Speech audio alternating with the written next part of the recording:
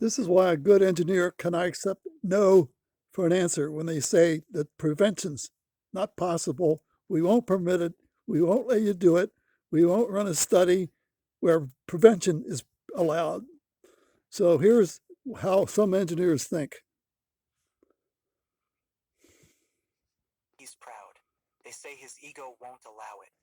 They say he'd rather struggle for 3 hours with the wrong wrench than admit he doesn't know something. And you know what? On the surface, that theory sounds reasonable. Because you've watched him do it. You've offered help and he declined.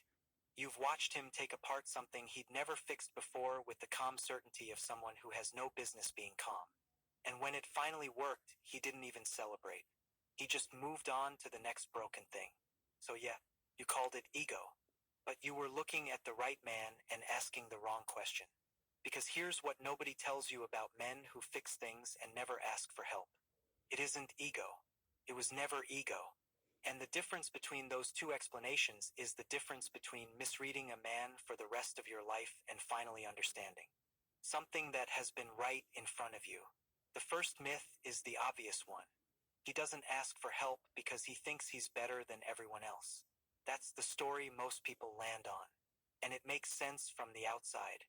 He declines your offer. He insists on figuring it out himself. He looks almost annoyed when you push. But watch him closely the next time someone around him is struggling. Watch what he does. He doesn't stand back and judge.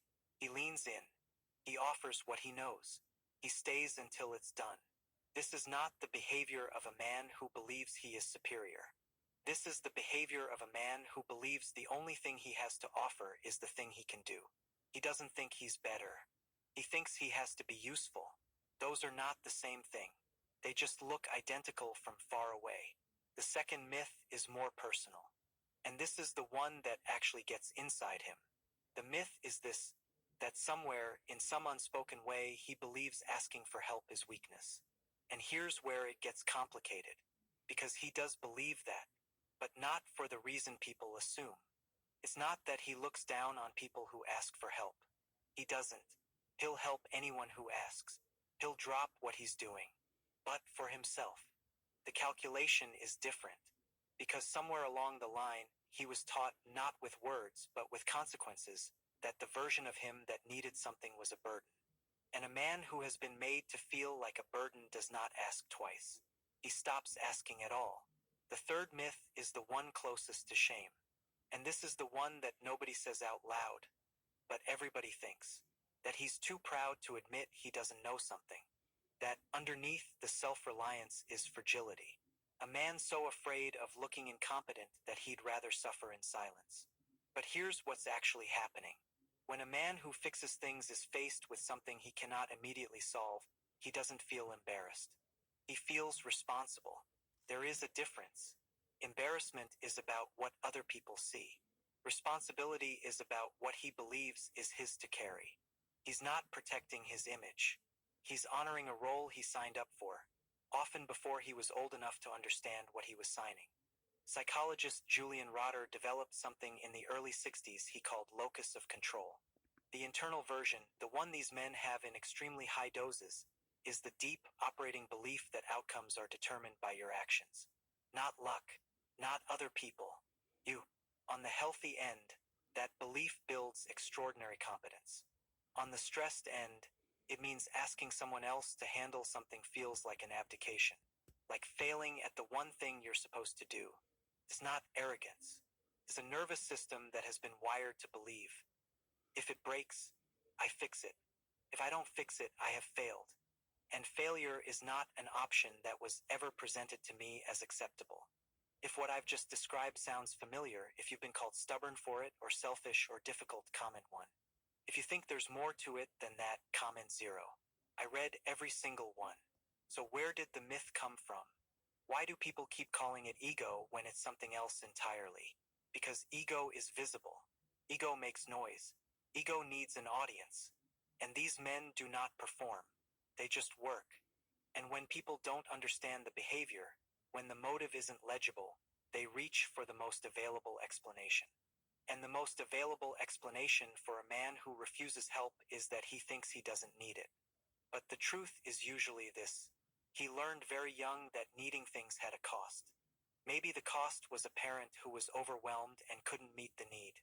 Maybe the cost was a household where showing weakness had consequences. Maybe the cost was simply the slow accumulation of learning that the people around him had enough to carry. And so he quietly decided, I will not add to that. I will be the one who carries. I will be the one who handles. That decision did not come from pride, came from love. And the tragedy is that the people who love him most will sometimes interpret it as distance. Here is what it actually is. When that man declines your help, he is not dismissing you. He is protecting you. When he spends 3 hours on something he could have solved in 30 minutes with a phone call, he is not being irrational. He is being faithful to a version of himself that was built in a specific year, in a specific room, when a child concluded that the safest thing he could be was capable. Capable men don't ask. Capable men handle. That was the logic. He has been living inside it ever since. And here is the part that doesn't get said enough.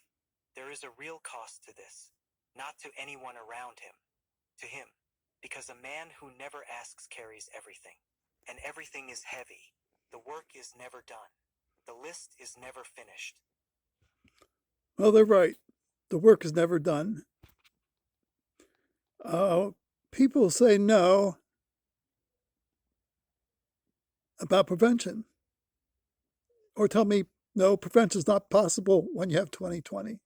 No, we won't let you do it. No, it can't be done. No, it's hopeless. You cannot prevent. You cannot avoid nearsightedness because it's hopeless. And we tell you it's hopeless. And when you say, wait, you haven't got all the facts, all the science, and you don't understand it at all, that's why you get the no. And that's why nobody will ever get prevention from anybody. Never. Add your own commentary. Thank you.